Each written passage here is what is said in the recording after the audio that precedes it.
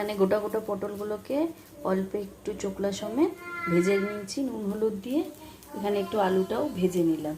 আর এখানে মশলার মধ্যে অল্প পোস্ত, সাদা সর্ষে আর কালো সর্ষে নিয়ে আর বাদাম দিয়ে আগে পেস্টটা করে নিয়েছি। এরপরে এর মধ্যে লঙ্কা আদা দিয়ে পেস্ট করব।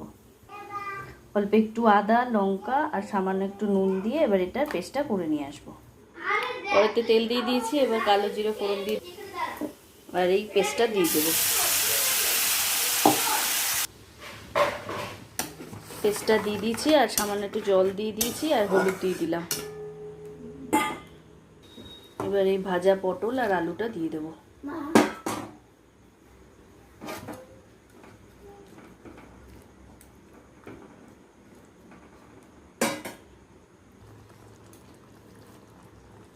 নুন দিয়ে দিলাম, জল দিয়ে দেবো।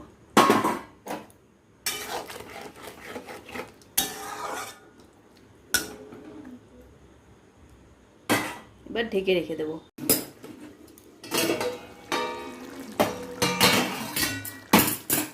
এখানে আমি একটু চিনি দিয়ে দেবো।